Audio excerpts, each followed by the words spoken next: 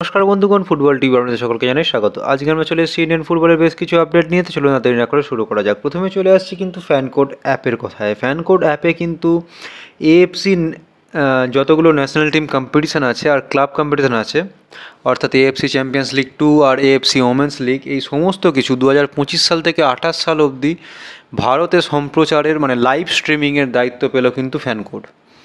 তাদের সাথে কিন্তু সেরকমই ডিল এএফসির ডান হয়ে গেছে। এরপর চলে আসছি ভালপুইয়ার আপডেটে। ভালপুইয়া কিন্তু মুম্বাই সিটি এফসিতে 2027 সাল অবধি থাকতে চলেছে, তার কিন্তু অফিসিয়াল আপডেট আজকে চলে এসেছে। এরপর চলে আসছি আপুইয়ার আপডেটে। আপুইয়া কিন্তু মুম্বাই সিটি এফসিতেই থাকতে চলেছে, এরকম কিন্তু স্পোর্টস ক্রীড়ার তরফ থেকে উঠে এসেছে। কালকেই জানিয়েছিলাম যে বহু ইউটিউব চ্যানেল থেকে হয়তো বলা হচ্ছে যে ইস্টবেঙ্গল আপুইয়াকে সাইন করাচ্ছে বা করাবে, বা ডিল ডান অনেক জায়গা থেকে বলে দেওয়া হচ্ছে, কিন্তু আমি বলেছিলাম যে না, যতক্ষণ না অফিসিয়াল আপডেট আসে ততক্ষণ কিছু বলা যাচ্ছে না। আর আপুইয়ার কাছে ইস্টবেঙ্গলের কিন্তু কোনো অফিসিয়াল অফার গিয়ে পৌঁছায়নি। আর আজকে যেটা স্পোর্টস ক্রীড়ার তরফ থেকে উঠে এসেছে যে Apuia likely to stay at MCFC. তো এবার এটি দেখার যে আপুইয়া ডিলটা আলটিমেটলি কোন দিকে গড়ায়। এরপর চলে আসছি সোম কুমারের কথা। একটা ইয়াং ছেলে সোম কুমার, সে কিন্তু কেরালা ব্লাস্টার্স এফসিতে সাইন করেছে, যার বয়স 18 বছর, গোলকিপার একজন। সে কিন্তু বিদেশে চলে গেছিলো, স্লোভেনিয়ার ক্লাব এনকে অলিম্পিয়াতে খেলছিল এবং সেখান থেকে কিন্তু কেরালায় সাইন করা। আর ইস্ট বেঙ্গলের প্রেসিডেন্ট পদে নিযুক্ত হচ্ছেন মিস্টার মুরারি লাল লোহিয়া, যিনি কিন্তু জুপিটার ওয়াগন্সের ফাউন্ডার।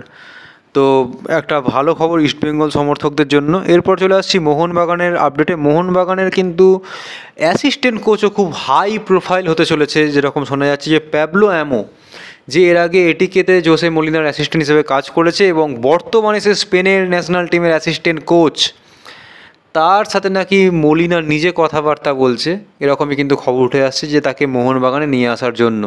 তো এবার এটাই দেখার যে এই হাই প্রোফাইল অ্যাসিস্ট্যান্ট কোচটা আলটিমেটলি আসে কিনা। আর লাস্ট মোহনবাগানেরই আর একটি বিদেশির রিউমার দিয়ে দেবো, যেটা কিন্তু রিউমার স্তরেই এখনও রাখতে হবে।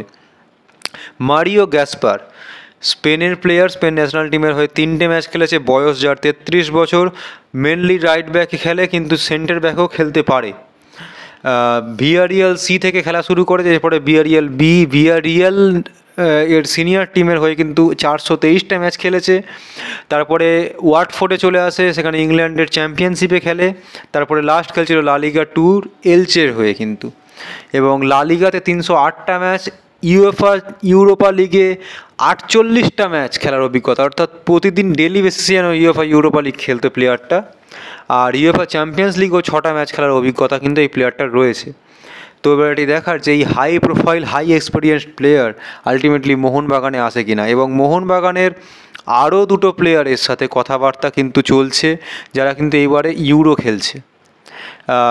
সেই প্লেয়ারগুলোর সাথে কথাবার্তা স্বয়ং কোচ বলছে, এরকমই কিন্তু খবর বেরিয়ে এসছে। তো এবার এটাই দেখার যে আলটিমেটলি সেই প্লেয়ারগুলোও কারা হয় আর মারিও গাসপারি বা আসে কিনা।